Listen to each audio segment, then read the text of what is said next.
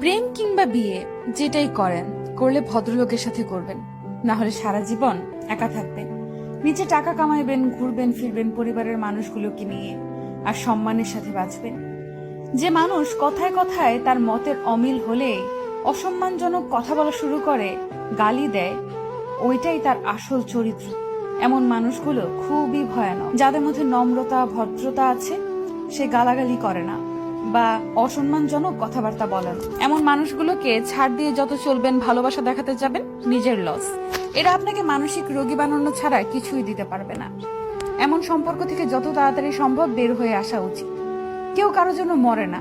জীবন নষ্ট করার জন্য একজন অযোগ্য লোককে নিজের জীবনে জায়গা দেওয়াই যথেষ্ট।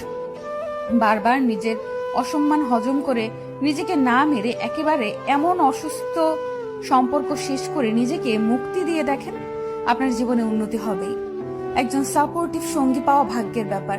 যে মানুষের মাঝে ভদ্রতা আছে, তারা তাদের দায়িত্ববোধ সম্পর্কে জানে। তারা অন্যের জীবন নিজের নিয়ন্ত্রণে আনার জন্য মরিয়া হয় না। আমি আমার পরিচিত এমন অনেক মানুষ চিনি যারা জীবনে অনেক ভালো কিছু করতে পারত, কিন্তু তাদের জীবন নষ্ট করে দিয়েছে তাদের জীবন সঙ্গী। আবার এমন অনেক মানুষ দেখেছি যারা জেনে শুনে ভুল মানুষের প্রতি ইমোশনাল হয়ে নিজের ক্ষতি ডেকে আনছে।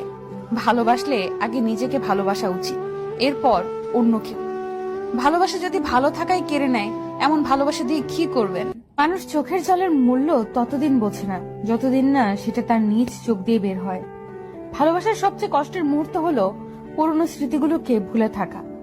এই কেমন কষ্ট! না কাউকে দেখানো যায়, না কাউকে বলা যায়, না শুয়ে থাকা যায়, না ভুলে থাকা যায়, না ফেলে দেওয়া যায়। শুধু প্রত্যেকটা সেকেন্ড বুকের ভেতর অনুভব করা যায়। এর নামে কি ভালোবাসার কষ্ট? কখনোই প্রিয় মানুষের কাছে নিজের দুর্বলতা প্রকাশ করবেন না।